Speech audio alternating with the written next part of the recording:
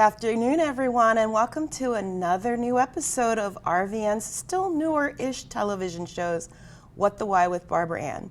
If you haven't seen us before, our show features conversations with diverse leaders from all walks of life about why they do what they do and how they figured things out. Maybe you feel stuck and you want to get unstuck. Maybe you're sick and tired of feeling sick and tired, whether it's in your life, your business, your career, whatever the case. One of the main things that all of our guests have in common with you is they felt similarly at some point in time, and they figured out how to change. And today's guest is no exception. Our guest today is Julia Gandy. She's CEO of Embodying Wellness, LLC. She's a resiliency coach, a trainer, a speaker, and an author who focuses much of her time on helping healthcare workers and first responders build their resiliency to help reduce burnout and decrease emotional stress through one-on-one coaching and teleseminars. Though she works with additional people outside of that scope. That just happens to be where her purpose is at this point in time. She's also a licensed massage therapist and certified pediatric massage therapist with over 20 years in the wellness field. She's a heart math coach and trainer, a mindfulness practitioner, a group trauma facilitator, and board-certified massage therapist. She helps her clients move through stress and trauma to become more resilient by building emotional and situational awareness. She does so by providing the most effective modalities for helping her clients come back to center, whether it's physically, mentally, emotionally, interpersonally, or all of the above. Julia earned her Bachelor of Science in Business Management from Rutgers University at Camden and her Master of Divinity from MDiv, Peace Building? Yeah, it's a MDiv in Masters of Divinity in Peace Building. Okay. Yes. And she earned her Mindfulness Matters Practitioner designation through the Kane Ramsey Strategic Life Coaching, and she's a certified Canfield Success Coach with the Jack Canfield Companies. Julia is a peace minister with Infinity Heart Ministry, and she volunteers with organizations and initiatives including UUCCH and the Peace Alliance. So really happy that we finally have her on the show because it took a little bit of time to work out our schedules. So without further ado, please welcome Julia Gandy to our show. Thank you so much. Thank you so much for being here. I'm really excited. So thank you for the invitation. Oh, I'm so glad you could make it. You are most welcome. So, as always, for those who don't, maybe this is your first time or you haven't seen us before, you don't watch us recently, one of the things I do after reading over this list of all of the things that our guests are doing or have done is kind of revisit the past. Mm-hmm. You know, I don't know, maybe you did, maybe you didn't know what you wanted to be when you were growing up, but part of me kind of imagines that little Julia running around didn't necessarily see this as her vision in life. So what did you want to be when you were growing up? Well, it's so funny that you say that because when I was young, I'm the youngest of four, and the other three are very much older than me, 8, 7, and 6 years older than me. So my two sisters would fight and argue all the time, right? Just as sisters do. And I would try to work things out with them or ask them to work things out or like cry to my mother, why can't my kids get along? Like I called them my kids. And so I would write letters to my brother about how to, who can watch, like, hey, I want to watch these two shows on TV and back then in the 70s, we only had one TV, right? Mm-hmm. So everybody had one communal TV. Mm-hmm. And so, I wanted to watch my shows and he wanted to watch his shows. And so like, if I do this, if I watch these two shows, and how about you watch these two, whatever. So just trying to always work things out for everyone, and so everybody kind of got what they wanted, or at least, made some adjustments to their, so there was one story when I was about, I want to say like maybe 8 or 9, and my older sisters and my mom all watched General Hospital at 3 o'clock in the afternoon, right? And I was still little, And we had one color TV, we had one black and white TV, right? So because General Hospital and Scooby-Doo was my favorite, were on the same time, I was relegated to watch Scooby-Doo on the black and white TV in a very uncomfortable position because it wasn't in like the main TV room. So I went to my mom and I wrote a letter and I said, look, how about if you and Val and Mary watch General Hospital on Mondays, Wednesdays, and Fridays, because I knew about the cliffhangers, right? And I knew that, Mondays you got to figure out what happened the last Friday, So how about if you guys watch General Hospital those Monday, Wednesday, Friday, and on Tuesdays and Thursdays I get to watch Scooby-Doo on the color TV. And she didn't go for it at that time, but it was my first foray into trying to kind of get everybody at least a little bit of something that they wanted, to negotiate and find some level of common ground. Right. So if we all look at the situation, how can we make that situation the best for everyone at the table? So but then when I go into school, and my father was real big on going to college, so he wanted me to go to Rutgers, and so I did, and got my business degree. And when I was went into corporate America pretty quickly, and was a manager of restaurants and things, and then I realized by the time I was 27, 28 that it wasn't for me. And that's when I went back. And it's funny because when going back to my childhood, I would massage my sisters and my mom. And like my older sister, she was an athlete, just in something every season, right? So when she was 16, I was 8, right? So she would ask me, Julie, can you walk up and down my back? So she would lay on the floor and I would walk up and down her back and help her relieve some tension. And, now people pay, big money to get that done. And I was doing it since I was 7,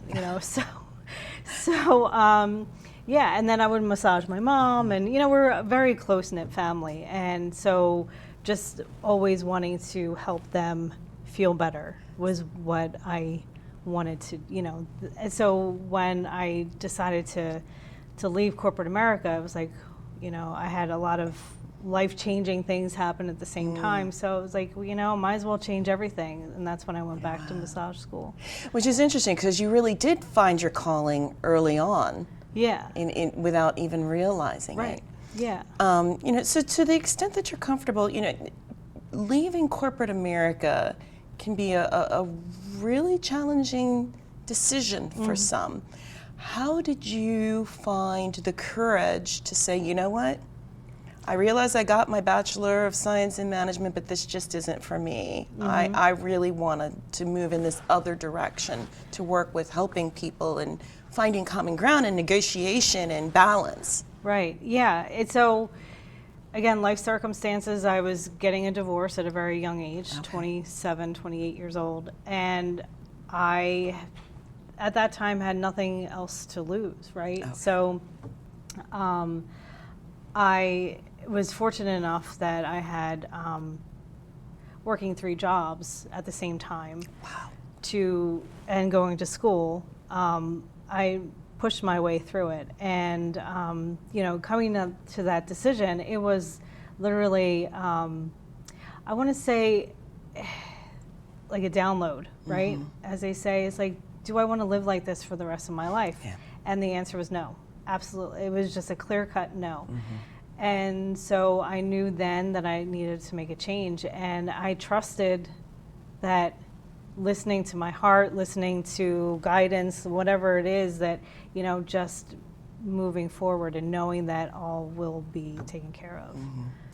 So you decide that you're going to take your massage therapy talent skills and actually go into that industry. But you didn't stop there. No. And you started to explore other aspects of the mind, body, spirit. And one of the things that we mentioned is that you're HeartMath certified. For those in our audience who may not have heard of HeartMath before, it's something that's gaining more and more interest. But can you talk a little bit about what that is? Sure. So HeartMath is it's an Institute of HeartMath. It's a research facility on the West Coast that there have been about 30 years now of research in what stress is, what stress does to the body, and then how to use the body's own wisdom to, in that moment, get out of a stressful state.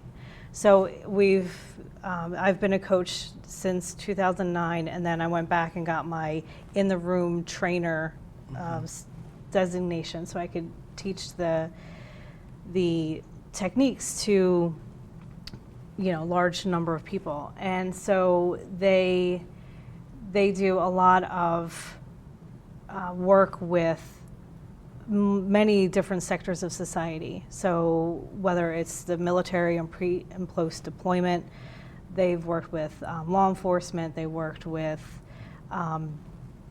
first responders, and then also with teachers and surgeons, and so anybody that has to, in that moment, kind of re-establish a centered self, where they're not getting pulled by the situation, they come back to center in a moment, in a breath. And by doing these techniques that are taught over and over again, they practice over and over again. Because it's all about repetition and building the habits, and it's neuroscience based, so it's actually changing the brain pathways to process differently. Absolutely. And So believe it or not, we're actually already time for a break. So we're going to take a break, and we're going to come back more and talk a little bit more about that and some of the other things that you've done and do and offer to your clients. So please come back after this commercial break for more with What the Why, and today's guest, Julia Gandy.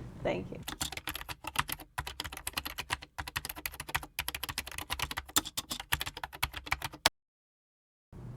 Welcome back to What the Why with Barbara Ann. Not to be confused with What the Buy with Barbara Ann. And today's guest, Julia Gandy. And before the break, Julia Gandy, who was talking to us about HeartMath a little bit, and explaining about some of the things that HeartMath can do. And when people hear heart, they tend to think, oh, touchy-feely, but this is science-based. Ways of reprogramming ourselves. So, and you mentioned that there's some repetitive techniques involved. So, can you give us an example of like something that, maybe you're working with a first responder who, is really struggling because something that they saw at a fire or an accident scene. What is a process that you might walk them through as part of that? Okay, so what I would do is, have them tell the story, right? Okay. And then say, if that happened to one of your colleagues, what would you tell that person, right? And it just kind of, it separates them from the situation, and also because we're so much more compassionate to other people than we are to ourselves. We are. Oh my and gosh. So it's just that way of observing, not kind of stepping out of the situation and becoming more compassionate. We need more compassion. And when there's something that is traumatic, it gets seared into our brains, and so it's a matter of time. It's just kind of like unweaving the threads to that, and again, there's a whole bunch of different things that we could bring to the table, whether it's there's a couple different techniques that I've developed that I kind of blend a lot of different things, and through the coaching, through some assessments, and then body work at the same time, and one-on-one that it kind of helps to get a different perspective on things. And you're right, especially for somebody who's going through trauma. We have, we've already experienced trauma, and then we will say things to ourselves and beat up on ourselves far worse than anyone else ever could. And so, what you're describing, and one of the takeaways that people can get from this is, first and foremost, stop saying things to yourself that you would never say to a friend or a family member or somebody that you care about. Yeah, and that's the inner peace coach of this, is becoming your own inner cheerleader instead of your own inner critic. And that I was very, very critical of myself at, up until like 2 or 3 years ago, because, I'm not doing what I want to do, or I'm doing too much, I need to rest, that dialogue that we have in our brains that goes back and forth. So I used a lot of the Jack Canfield stuff to help me get through that, to move from that inner critic, that, oh, you're so stupid, that voice that's in our, and then to more like, okay, you got this, you got it, it's okay, like move forward. And, so it's that inner critic that can really deplete our energies, our desires, our motivations, and moving that to that inner cheerleader is what we really need to work on, to help our own systems find peace. Yeah. And then all of that, in terms of finding peace within our systems, that affects everything. Oh, yeah. Mind, body, spirit, and interpersonal. Everything. And which actually, because as we mentioned, you're a minister, and so we take all of that and we combine it. You're in the process of you're going to have a book that's going to be coming out. Yep. Where you're kind of like combining all of these different things that you specialize in. So we have a picture of the book up now, A Jersey Girl Finds Peace. And of course, we're going to have her back after I have a chance to actually read it, because we'll be able to talk more about that. But give us a little bit of a preview about what brought you to the point that you felt compelled to write this, because you have all these different unique perspectives that you're bringing to this, written experience. So when I've been through a lot, a couple divorces, a few deaths in my family, but it was when I had cancer, when I was diagnosed with cancer, and it's about 4 years ago now, that I knew I needed more support. I had, I got this, I have all the tools, I learned all this stuff, right? But it was when that cancer word came into my existence that I was like, oh, this is bigger than me.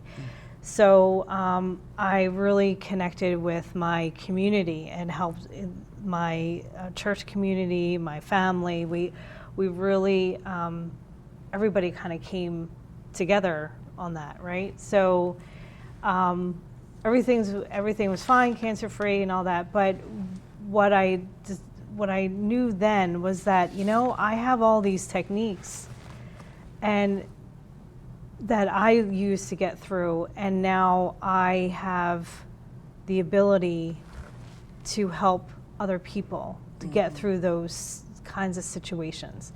So the book is really about, like, every chapter is a chapter of my life. There's, my childhood, kind of tell this some of the same stories, but then the divorce and the reason why I wanted to become a minister and my ordination, and so all these different things about peace building, and again, inner peace building, and then how to bring that out into the world, and so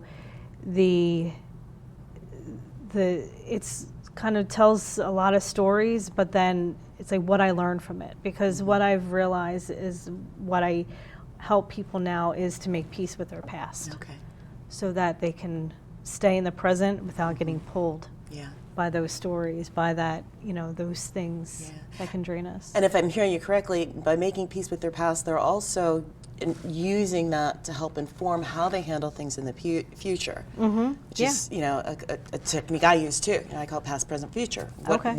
What did you learn from the past that you can apply to this situation and future situations to help you move forward? So, so you kind of shared one thing that you learned. What's one other lesson? Because I don't want too many spoiler alerts, because we want people to actually go get the book when it becomes available. So well, it's in pre-launch now, so they can, So what was your question? So you talked about, letting the past inform your future. What's one other thing that you learned as part of the process, as kind of a teaser / spoiler alert for? Not to give up on love. Okay.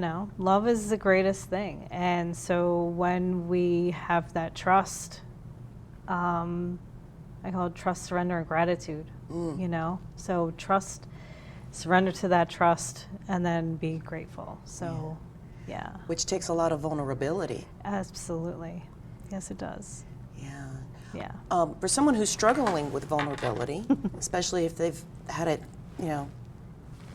used in nefarious ways in some instances, how would you encourage someone to overcome the fear of that trust? I mean, granted, we could do a whole week-long series on that, but just kind of briefly, how would someone get started with learning to trust and become vulnerable again?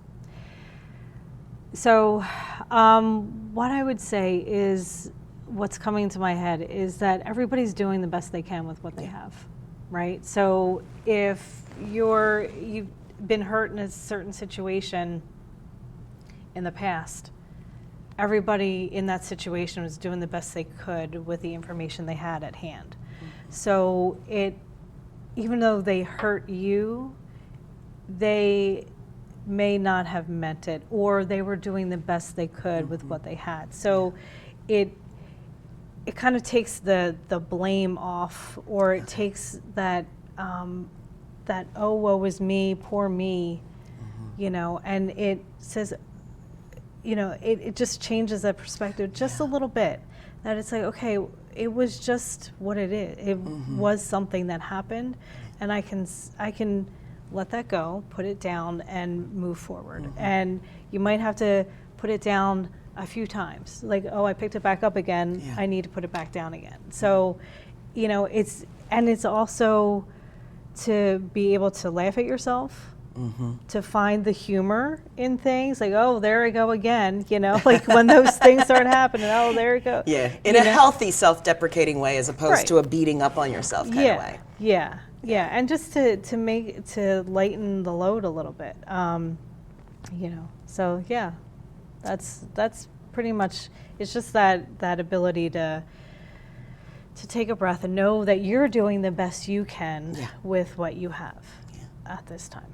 And remember, everybody, don't use language to beat up or criticize yourself that you wouldn't use with somebody who you care about. Absolutely.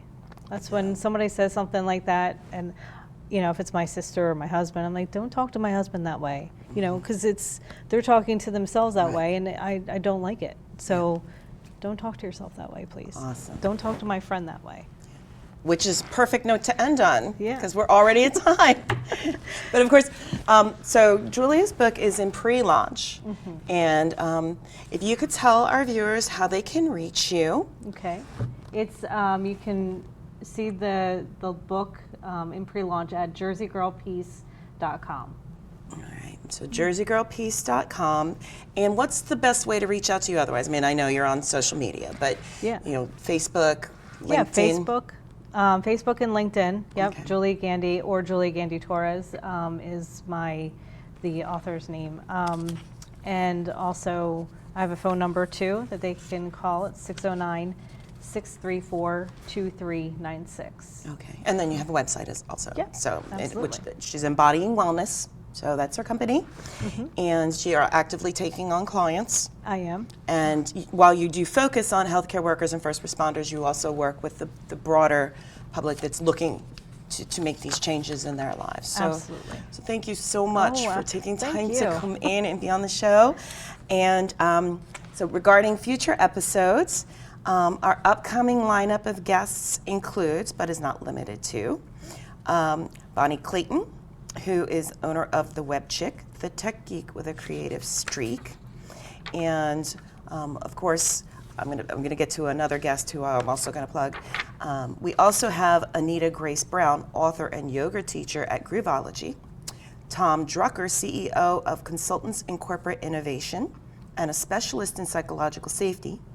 Tanner Ali, founder and residential land steward, and she's founder of iLogic Sustainable Industries. She's a farmer. She's got an interesting story. And Lisa Hillerin, author and owner of Lisa Hillerin LLC. And Dr. Kevin, who you may know from, and should know from Unwinding Strays. Here I am. See, just tripping over the words. I'm not perfect, and I laugh it off. Yep. But Dr. Kevin is going to be an upcoming guest as well. He has a show called Unwinding Strays, but Stress. You did it again. Now it's implanted in my brain. But anyway, he's going to be coming on to talk more about his why, something you don't necessarily get to hear about when he is hosting his show. But also, feel free to go to Unwinding Stress, because I did appear on Dr. Kevin's show a few weeks ago.